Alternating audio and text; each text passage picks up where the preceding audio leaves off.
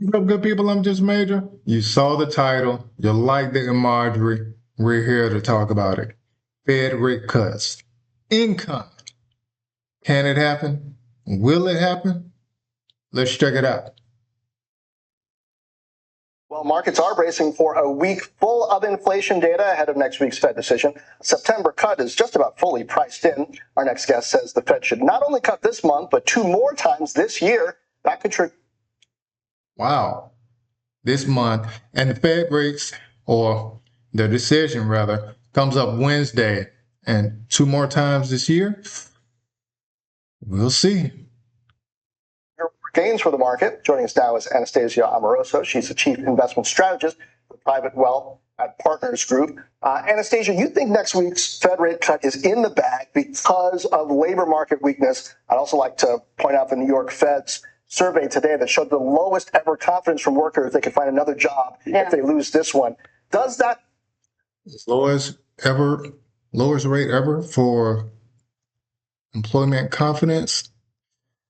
Man, not a lot of jobs out there if they're thinking they won't get another job if they lose the one they have currently, or not a lot of people hiring. Man, which is pretty much one and the same. Way potentially big inflation numbers this week? I think it does. I think it does because inflation in a way is backwards looking. And when you think about what a consumer is likely to do if they don't have the confidence in whether they have a job or not, they're going to pull back. So whatever inflationary pressure we may see that happened last month, if the labor market is not there, you can't pass through those cost increases. You don't have any pricing power. So that's why I think the Fed, rightfully so, is really prioritizing the labor market.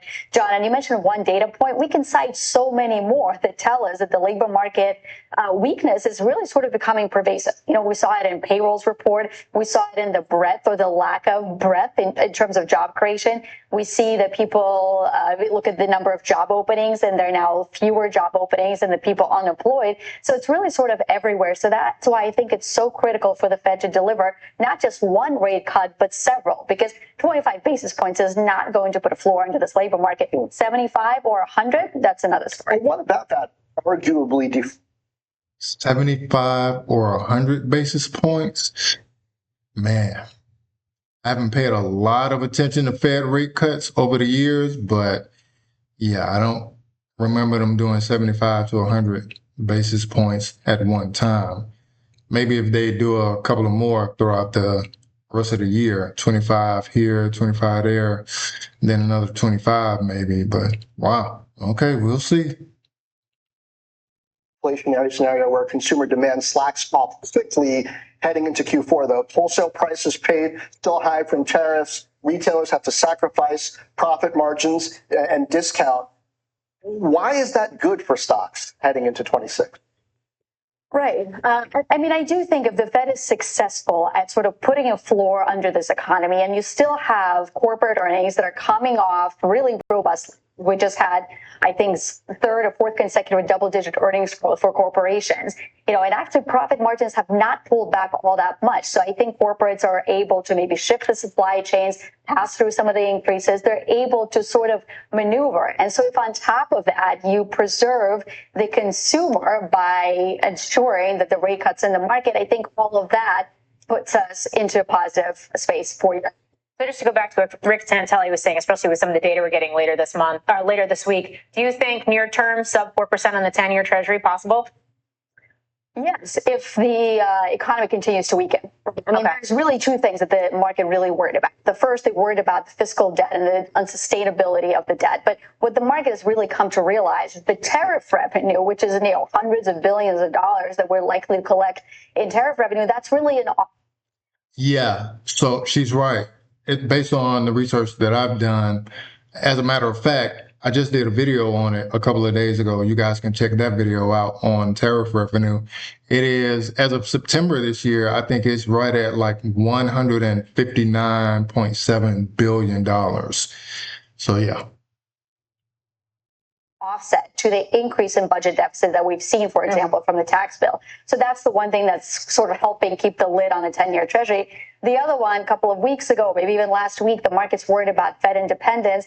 But even there, I will say that maybe there's executive pressure that's going to continue to be put on the Fed, but there are also checks and balances. And just because a president may say he wants to remove somebody, it doesn't mean it's a done deal that day. There is a court process, and that takes time to play out. So I think the checks and balances prevails, and that's what it prevents from sacrificing the Fed independence. So the market seems to have come around to that, and that's why you see the 10-year pull back. And then, Morgan, to your point, if the labor market weakness continues to weaken, and if the economy is sort of in this in-between space where you see the slowdown from tariffs and we don't have the tax cuts kick in yet, because that's going to happen in 2026, that soft spot, that's where we drive the yields lower.